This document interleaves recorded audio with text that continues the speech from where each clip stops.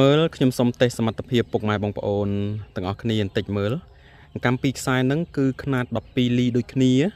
ហើយពណ៌ខ្មៅដូចគ្នាឃើញនៅក្នុងវីដេអូអញ្ចឹងអាចថាខុសគ្នាត្រឹម 95% ឬក៏ 96% ចាស់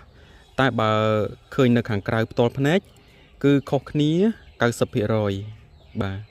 ហើយមួយគឺជាថ្មខ្មៅមួយគឺជានិលអញ្ចឹងសមត្ថភាពពុកម៉ែបងប្អូនដែលហ្វឹកហាត់រយៈពេលកន្លងមកនេះអ្នកខ្លះគាត់បានតិចអ្នកខ្លះគាត់ហ្វឹកហាត់បានច្រើនក្នុងការសង្កេតមើលថ្មបាទឥឡូវនេះកំពុងតែពេញនិយមក្នុងការតាមដាន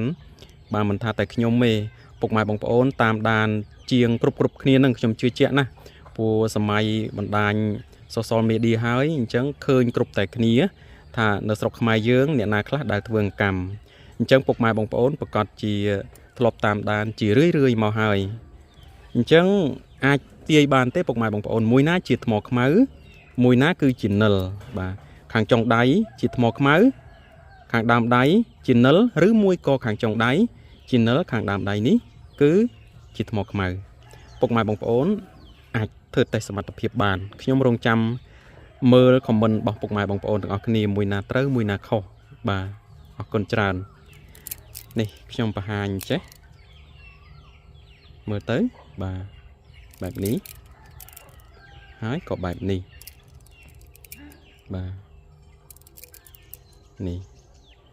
មិញខាងនេះខាងដើមខាងនេះខាងនេះខាងចុងដៃខាងនេះខាងដើមដៃអញ្ចឹងណាតើមួយណាជាថ្មខ្មៅតើមួយណាគឺជានិលបាទ